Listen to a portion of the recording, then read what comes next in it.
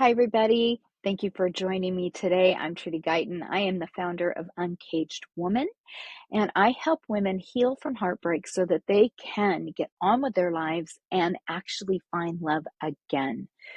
So, today I want to talk to you about something that really affects a lot of women. And I've done a lot of work extensively with women about this and actually had to heal this myself. So, what I'm going to talk about today is when the anxiously attached woman gets somewhat hooked into or addicted to love bombing. Now, this is the recipe, the exact reason that anxiously attached people get so involved with avoidant attachment or narcissistic people. Because the avoidant or the narcissist, they will come on hard. Okay. Now, for very different reasons. And so I'm not going to go into exactly why they do this because a narcissist will love bomb for a very different reason than the avoidant. But at the end of the day, it doesn't really matter because neither of these men are going to be available for you for the kind of relationship that you're looking for. What we ultimately want to do is, whether we are anxious, avoidant, disorganized, whatever our attachment style is, we all want to work towards secure attachment. Anyone that is aware of it and they can be aware of what these attachment styles do in our love lives, how much havoc they wreak. If you do the work, the very good news is we can all move towards secure attachment styles. So hope is not lost, but there has to be a willingness and there has to be an accountability so that you are willing to self-reflect, willing to take radical responsibility, and then willing to heal what needs to be healed so that you can then show up securely attached in relationship. This works really well when you have two partners that can communicate and understand this, and especially when you have one partner that is already secure, because they can really help the other partner by understanding their attachment style to become secure also. But in the case where you've got an anxiously attached person, perhaps that's you, I would suspect that if you're watching this video. The reason, and I'm going to use the word we because I identify with this, like anxious attachment was a big part of my life for many, many years because as a child, I had formed the beliefs and the stories because of my childhood experiences that bonding was not safe. That anytime I bonded, that person would leave. Anything, something really good happened, it would be taken away. I formed this absolute deep cellular level fear of rejection and abandonment. So as an adult, I took that into relationships. Leaving felt like a small death. To have a partner reject or abandon you, break up with you, end a relationship, it felt like I wouldn't survive. So getting clear about that so that I could heal was step number one. But what happens, and I'll tell you the cycle, that when you have someone that's anxiously attached and then you have someone coming in that love bombs, it's like a bypass. Because the anxiously attached person, if they're so afraid of being rejected, of being abandoned, they're really afraid of being seen.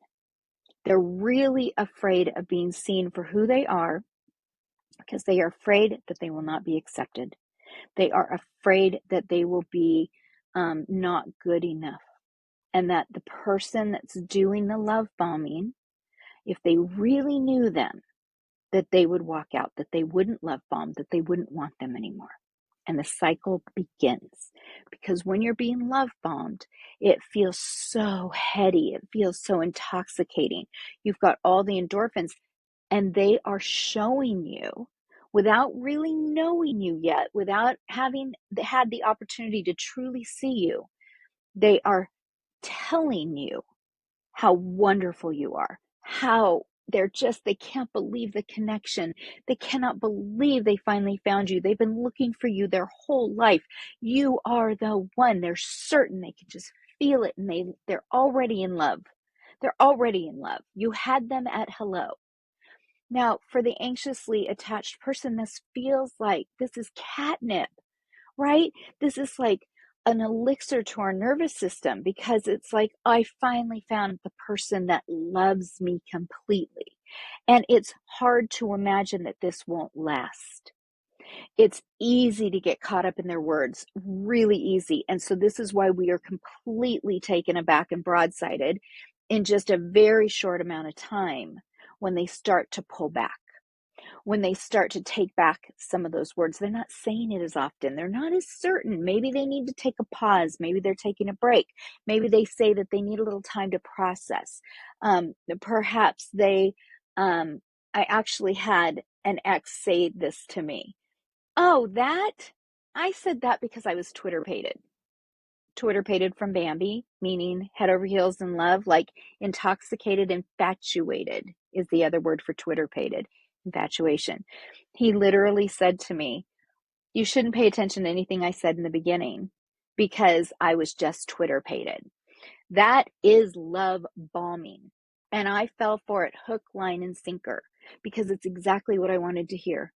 In the letters, in the words, in the calls, in the everything in the very beginning.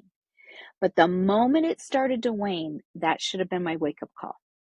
That should have been a red flag that I paid attention to. But what happens when you are anxiously attached is you dig deeper. You get curious. I wonder why they're pulling back. I wonder why they're doing this. I wonder if I did something wrong. And then you double down. And if you are dealing with an avoidant, they are going to step back even further because now you're coming on too strong. And this starts a dance of like, you take a step forward, they take 3 steps back. Then you take steps back and then they come forward. You get into the cycle of breakup to makeup because the only time that they feel safe and secure to come towards you is when they are trying to win you. When they have you, the intimacy is too much, it's too intense, and then they pull back because they freak out. So this is the cycle, and this is what needs to be broken. So really leaning into, how do I heal my heart? How do I heal from heartbreak? How do I rewrite my story? How do I become secure? What red flags do I look for? All of these questions you will find answers for here in this channel. I will make videos about it all. In addition to that, I have several programs that might be perfect for you on healing heartbreak, and so that you can actually turn this ship around once and for all, break these toxic cycles so that you can become the one. And then when the time is right, you are ready when you find the one.